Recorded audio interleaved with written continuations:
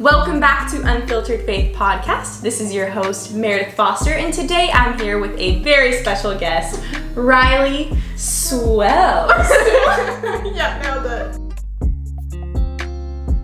So I'm really excited because today we're going to be talking about something that honestly I've avoided talking about on this podcast and honestly just in general because it freaks me out. I literally thought last night, I'm like, I'm not talking about masturbation and porn on this. I was like, no, I'm going to text Riley and I'm not doing this. But then I'm like, that's the devil telling me he doesn't want this out there.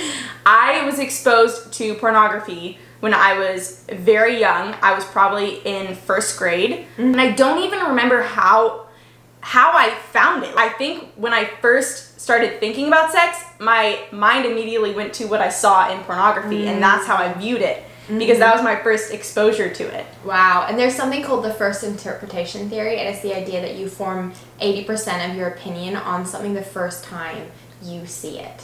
Wow. So that's why so many kids these days are learning about sex through pornography, which in itself has caused so much and so much pain, so much confusion. Because it's an industry that's literally based off selling a lie.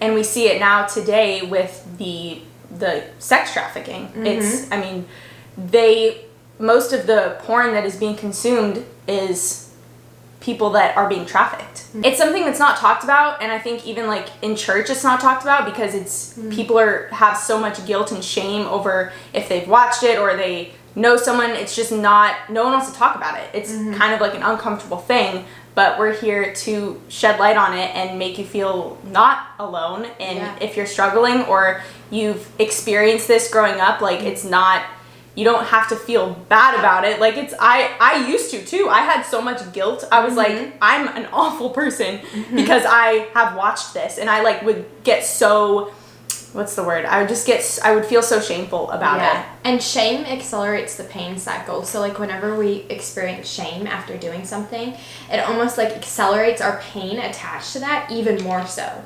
And so that's why it's so hard that pornography, and why it's so detrimental that pornography is this subject that we don't talk about enough, and yet 70% of people watch pornography on a regular basis here in America. Wow. And so like so many people are watching it and we're not talking about it. So there's a whole guilt and shame. Like when something's in the darkness, it's covered in shame. And so no wonder so many people are struggling with it and not able to talk about it. Like the US representatives last year called it the silent pandemic.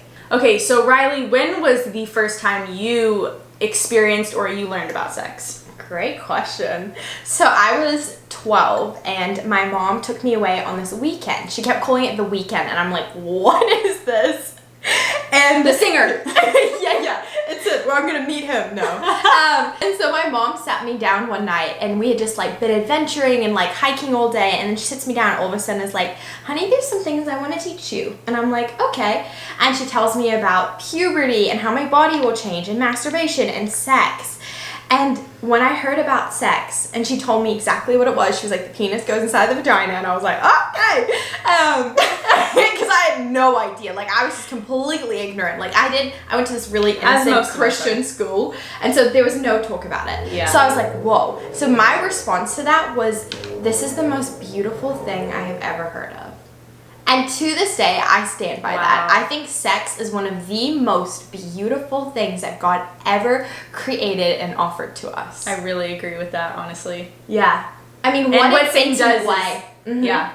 And because it's so beautiful and it's so holy, and like I have friends who are like, my sex with my husband is like worship.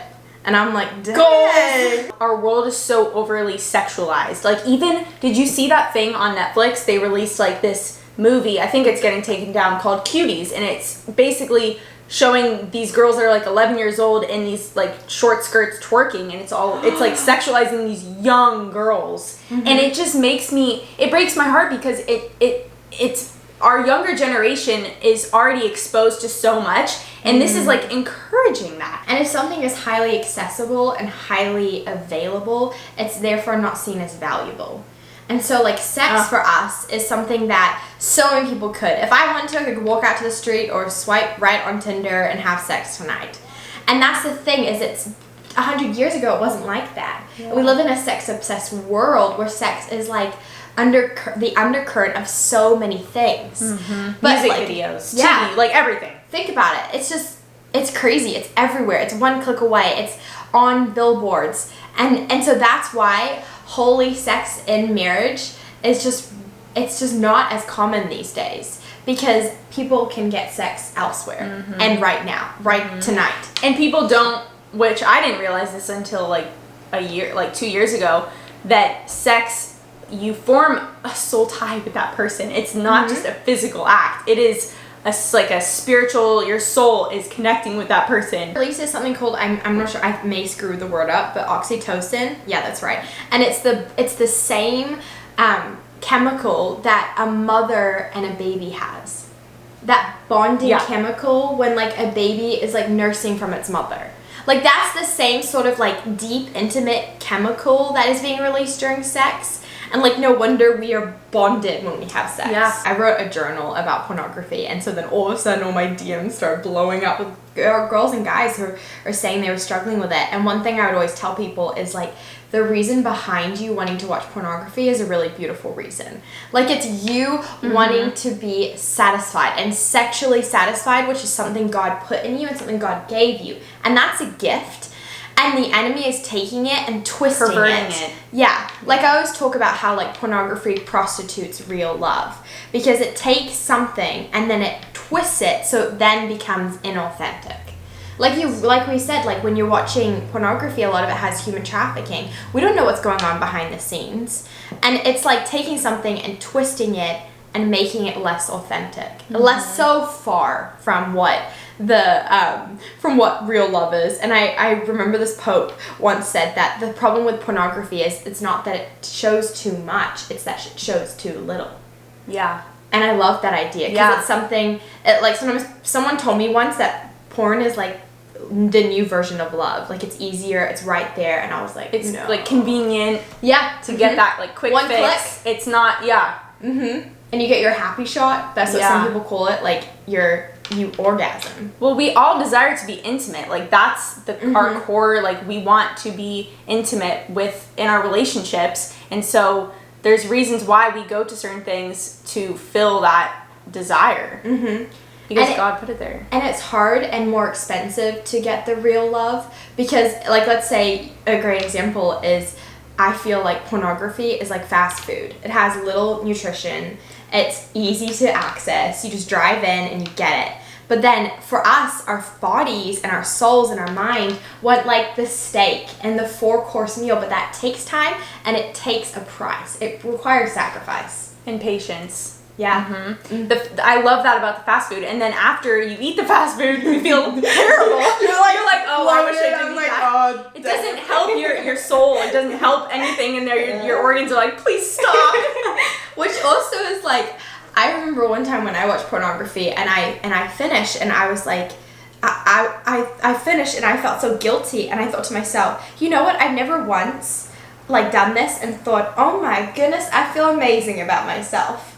But shouldn't we be pursuing a life in which we do feel amazing about ourselves? I love that you bring that up, because I personally, same experience where I would be done watching. This is years ago. Like I don't struggle with watching porn anymore. But when I would watch it, I immediately would feel like I needed to go pray and like go. Like I felt like repent almost. Yeah. Like I literally need to repent, and I probably did, or maybe I just like didn't, and I just felt really bad, but I still felt awful. Like it never made me feel good. It only felt good in the moment, and then after I'm like, oh, like I just didn't. I felt so gross. I was like, no. It has a bitter aftertaste. Yeah. And I think that if you're listening to this right now and you're struggling with pornography, 1, know you're not alone, like Meredith said, and 2, also know that the first step to healing is confession. Like if you tell someone, you've just brought it into the light. And the enemy wants to keep it in the darkness for as long as he can, if not forever. Yeah, and that's how most people suffer silently, because they don't want to talk about it. So like for you, I know this is a very personal question. What got you to the point where you're like, I no longer need this and I no longer want this in my life? To be honest, okay, so I remember the switch. I just remember what I remember is not desiring to watch it anymore. because there used to be this, I remember when I would watch it, it was like I was using it as a way to cope with something that I didn't want to address, probably emotionally. Like I didn't, That's good. First I was probably doing it because I wanted intimacy, and I think I was like using it as a way to like feel intimate. Like, I don't know if that makes sense, but that's just like, I guess that's where that came from. Like I really, well, let me say this, let me backtrack. Because I had never had sex, and all my friends were having sex, and I really just wanted to, I wanted to have sex. Like I really just did. I'm like, I feel weird, like I'm still a virgin, and I didn't understand my body. I didn't understand that my body is so like sacred and it's God's temple, so I just didn't understand that concept at all in the first place. But I really desired to be intimate, and so I think I went to porn as a way to like fill that. And then when I did start having sex, which it was not very often, that desire went away to watch porn because I was then getting it from actual people. Yeah.